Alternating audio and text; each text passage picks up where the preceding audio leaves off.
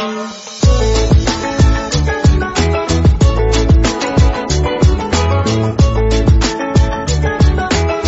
The lord. ప్రభు అయిన యేసుక్రీస్తు వారు ఈరోజు మనకు అందిస్తున్నటువంటి వాగ్దానం, మీ దేవుడైన యెహోవాను శోధింపకూడదు.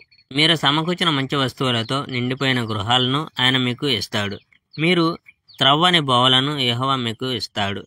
మీరు నాటని ద్రాక్ష తోటలను, ఒలివ చెట్లను యెహోవా మీకు ఇస్తాడు. భోజనానికి మీకు సమృద్ధిగా ఉంటుంది, కానీ జాగ్రత్తగా ఉండండి.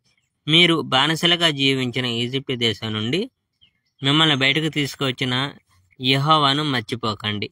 మీ దేవుడని యెహోవాను గౌరవించి ఆయనను మాత్రమే సేవించండి. ఆయన పేరు మీద మాత్రమే ప్రమాణాలు చేయాలి. బూటకపు దేవుళ్ళ పేర్లు ఉపయోగించవద్దు.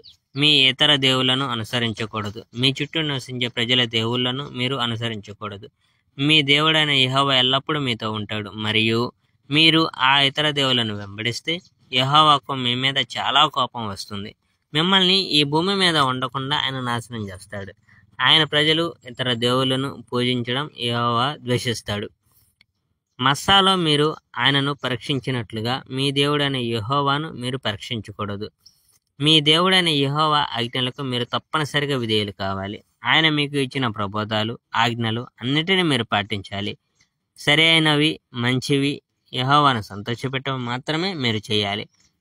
అప్పుడు మీకు అంతా మేలు జరిగి యెహోవా మీ పూర్వీకులకు వాగ్దానం చేసిన దేశంలో మీరు ప్రవేశించి ఆ మంచి దేశాన్ని స్వాధీనం చేసుకోగలుగుతారు.